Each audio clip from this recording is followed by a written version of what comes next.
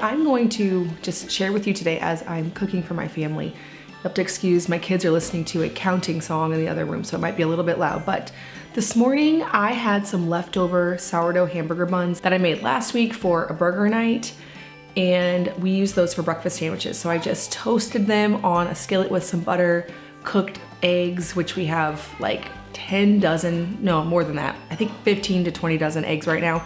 So we were trying to eat a lot of eggs. I topped that with cheese and made some sandwiches.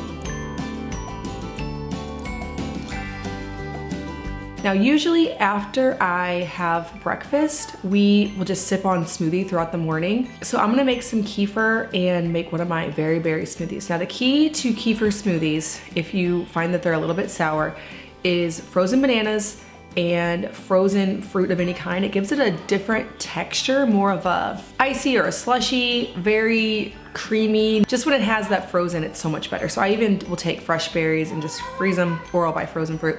So today I'm gonna do strawberries, raspberries, blackberries, and a little bit of frozen banana just for the added creaminess and sweetness.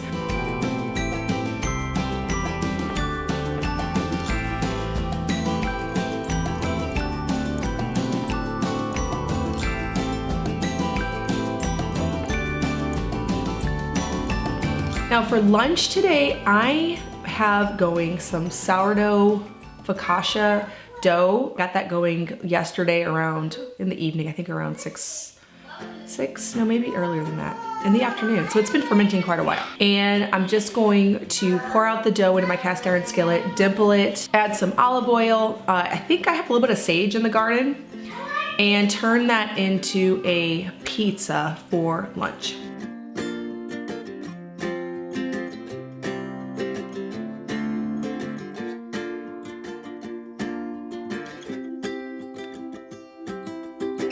For dinner, I'm going to get going my creamy chicken gnocchi soup. Love this soup. It is my absolute favorite. You can utilize spring greens in it. It has the additional noodle slash carb aspect in the gnocchi, which really helps to make the soup more filling and it more acceptable to anybody, even if you don't like soup. I had bone broth going all night in my Instant Pot. Now I let it go through the sessions on low pressure, but then I just hit the warm function so I didn't have to put it away last night. Straining that off and making that into soup. I used chicken necks and a couple of chicken bones from a couple meals last week. And so this will be a nice, nutrient-dense, collagen-rich bone broth as the base of my chicken gnocchi soup.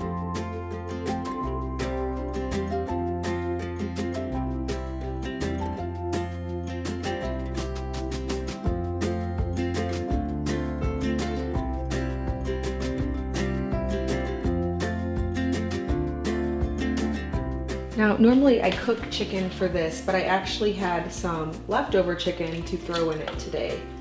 So that makes this process just a little bit easier.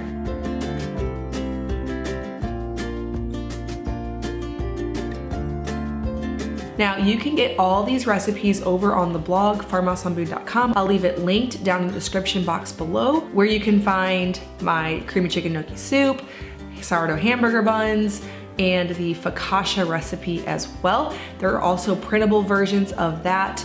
Now, if you have not yet grabbed my free ebook, which has all of my sourdough recipes, or at least all of them up until a few months ago, I haven't updated it in a few months, you can get that at bit.ly/farmhouse sourdough and print that off, bind it, have a printable copy to keep in your kitchen if you want to always have access to my sourdough recipes. I will probably be sending out an update in the very near future to all of my email subscribers. So when you sign up for that ebook, you'll enter your email. That'll put you on my email list. You'll be the first to know whenever I get all of my recipes into that book, which I plan to do very soon. So you'll get a copy of that as well. All right, well, thank you so much for watching. If you're brand new to my channel, please hit that subscribe I make 2 new videos every week on food from scratch, natural living in a handmade home. Thank you so much for stopping by our farmhouse.